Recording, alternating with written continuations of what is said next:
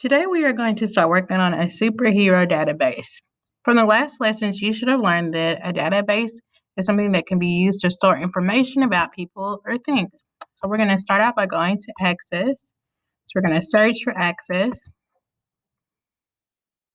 When you open Access, you'll be asked how you want to start, just like you would with Microsoft Word or Excel.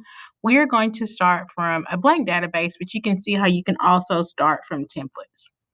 So click blank database. When you are using Access, you want to make sure you tell Access where you want to save your file at. We're going to name this file Superhero. And we are going to save our files. We're going to just do it on our desktops for now. You can do desktop or your documents. Sometimes the U drive acts a little bit funny. All right, so once you've named your file and you also have told Access where you want to store your file, you can go ahead and click Create. Okay, so when you open Access, this is what it'll look like. You can see that you'll have tabs similar to like how you had in Word and Excel. On the left-hand side, you will see where all your objects will be at that you create. So whether it's a table, a form, report, or query. You'll also notice that there are two different views in Access. There is a data sheet view. What do you think the data sheet view would be used for? Right, to enter in data. And then you also have a design view. What do you think design view would be used for? Yeah, design view allows us to design our objects or our tables. So the first thing that we're going to do to start out with our database is we need to enter our information in. So anytime that you're creating a database, you always want to make sure that you enter your information in. And so we are going to create a table of superheroes. We're going to do that by going into design view. So in order to switch views, you can use the view buttons in the bottom right-hand corner. So you see when I place my mouse over it, it says design view. So I'm going to go ahead and click design view. And it's going to ask us to name this table. So we're going to name the table superhero.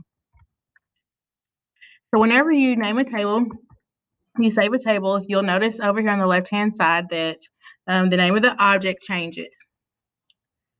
One of the things that you learned about in our lesson over Access was that for your tables, you can have a primary key. Your primary key is what uniquely identifies information on this database. Keep in mind, there cannot be two of the same primary IDs or primary keys. So like you can't have two superheroes with the same name.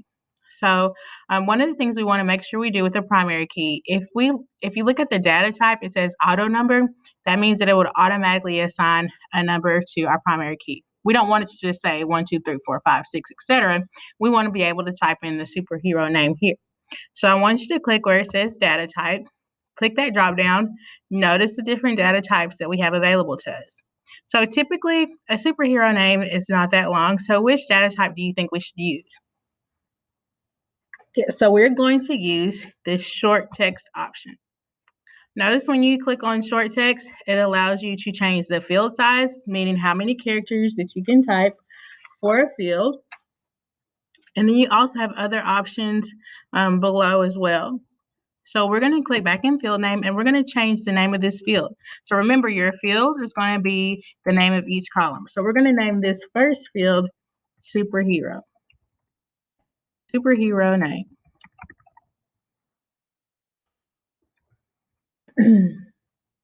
All right, so next we're going to go to the next column or the next field that's going to be in our table.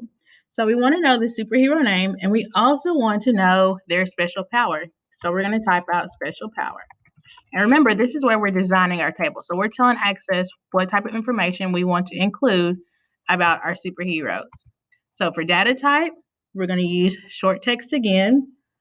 If you need to limit the field size, how many characters people can type or someone can type into this field, you can change the field size. I know there'll be questions like on your certification test where it tells you change the field size to a specific number. So let's say that the special powers, the name length is not going to be longer than, well, hopefully it's not going to be longer than 40 characters, let's say.